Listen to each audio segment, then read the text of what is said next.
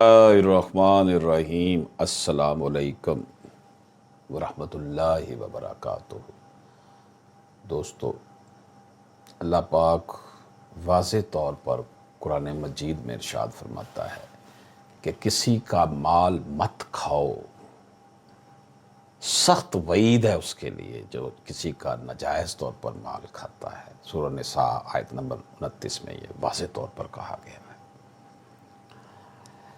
آج ہم ایک لینڈ مارک ججمنٹ، نئی ججمنٹ کی بات کرتے ہیں۔ یہ ججمنٹ جو ہے 2021 CLC 569 چیک کے حوالے سے ہے۔ چیک کے حوالے سے بڑے مسائل ہیں۔ پاکستان میں 489F ہے، اس میں سزا بھی ہے، جرمانے کی شرح میں بھی کچھ عرصہ پہلے اضافہ کر دیا گیا تھا، لیکن چیک کی وجہ سے مسائل ابھی تک بھی ہیں۔ بلکہ میں اگر آپ کو یہ کہوں تو بجا نہ ہوگا، چیک جو ہے وہ ایک مذاق بن گیا ہے۔ یہ قانون نافذ ہونے سے پہلے تو بالکل مذاق بن گیا تھا۔ 489F کے بعد کچھ معاملات سیدھے ہوئے جب یہ سیکشن پاکستان پینل کوڈ میں آیا، لیکن اب پھر یہ مذاق ہی ہے جی، گارنٹی میں دے رہے ہیں، ویسے دے رہے ہیں، چیک گم ہو گیا تھا۔ بہرحال اس میں جو ہم بات کریں گے، چیک کے معاملات میں بادی النظر یہی سمجھا جائے گا کہ چیک پر دستخط اکاؤنٹ ہولڈر کے ہیں۔ اگر وہ دستخط سے انکاری ہوگا تو اس کی ذمہ داری ہے کہ ہینڈ رائٹنگ ایکسپرٹ سے مشاہدہ کی درخواست دے۔ بصورت دیگر یہی سمجھا جائے گا کہ دستخط اسی کے ہیں۔ دیکھیں، بات سنیں۔ اب چیک بک ایک ایسی چیز ہے سڑک تے پئی نہیں ہوتی، گھر میں ویسے بھی نہیں بندہ رکھتا، اسے تو لاک اینڈ کی میں رکھا جاتا ہے۔ تو اگر کوئی کہتا ہے جی میرا چیک چوری ہو گیا اور یہ دستخط ہی میرے نہیں ہیں، تو دین اس بندے کو چاہیے کہ وہ اپلیکیشن دے عدالت میں کہ جناب اس کو ہینڈ رائٹنگ ایکسپرٹ سے اس کا فرینزک کروایا جائے کہ یہ میرے دستخط ہیں یا نہیں ہیں۔ جدید دور ہے، اس سے فائدہ اٹھانا چاہیے۔ تو اگر وہ اپلیکیشن نہیں دیتا اور اس کا فرینزک نہیں کراتا تو یہی سمجھا جائے گا کہ یہ اکاؤنٹ ہولڈر کے ہی ہیں، کیونکہ چیک کیا ہے، وہ کوئی سادہ کاغذ تو نہیں نا جو سڑک کنارے کاغذ گرا ہوا مل جاتا ہے، یا دکانوں سے عام کاغذ خرید کے اس کے اوپر کہے کہ یہ چیک ہے۔ کورٹ نے کیا کہا جناب؟ Defendant denied his signature on the check, however he did not made effort for its comparison which was necessary in order to ascertain actual position۔ Check پر جو مدعا لے تھا وہ انکاری تھا کہ اس کے سائن چیک پر نہیں ہیں، اور اس نے کوئی ایسی کوشش بھی نہیں کی کہ وہ اپنا ثابت کرتا کہ یہ دستخط اس کے نہیں ہیں۔ وہ کوشش کیا کرتا؟ ہینڈ رائٹنگ ایکسپرٹ سے اس کی جو ہے اپینین لینے کے لیے عدالت میں اپلیکیشن دیتا۔ Defendant was suppose to file application for comparison of signature. Defendant کو چاہیے تھا، مدعا لے کو چاہیے تھا کہ وہ سگنیچر کے کمپیریزن کے لیے اپلیکیشن دیتا۔ if he deemed that such stance was correct، اگر وہ یہ سمجھتا ہے کہ یہ اس کا موقف درست تھا تو اسے چاہیے تھا کہ وہ جا کر درخواست دیتا کہ جناب چیک کر لیں، یہ میرے سائن نہیں ہیں۔ Even trial court also did not make any effort in such regard, as trial court had exclusive jurisdiction to send the matter to handwriting expert under Act 84 of Qanun Shahadat 1984, under Article 84 of Qanun Shahadat 1984 for comparison of signature۔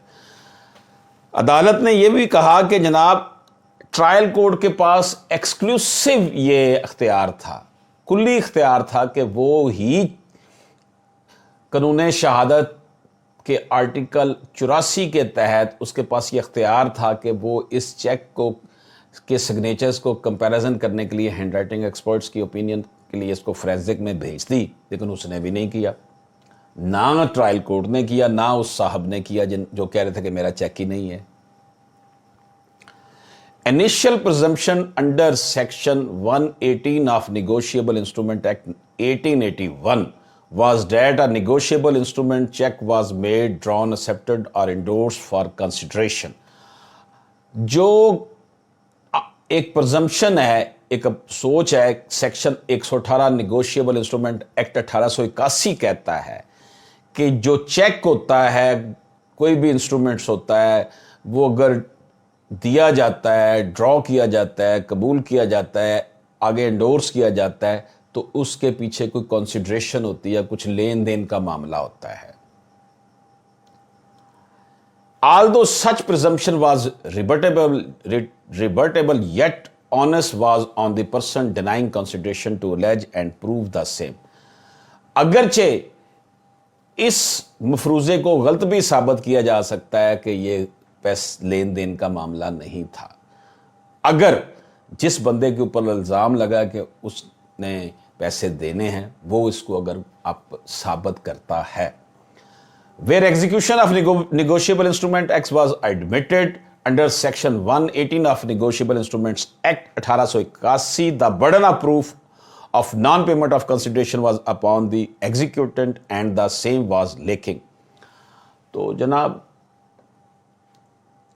ثابت کرتا کہ میں نے پیسے نہیں دینے، جو کہ اس نے نہیں ثابت کیا. High court set aside judgment and decree passed by trial court and decreed the suit filed by the plaintiff.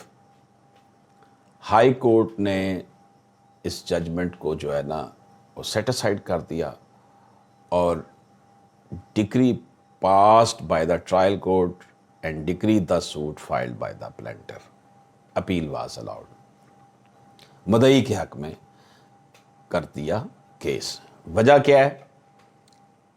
وہ کہہ رہا تھا جی میرے دستخط نہیں ہیں، تو پھر ثابت کرتا. ثابت کرنے کے لیے کیا تھا کہ ہینڈ رائٹنگ ایکسپرٹ سے اپلیکیشن دیتا ہے، جس سے ہینڈ رائٹنگ ایکسپرٹ سے اس کا کمپیریزن کروایا جائے. اس نے نہیں کروایا. ایکسکیوز میں، معافی چاہتا ہوں.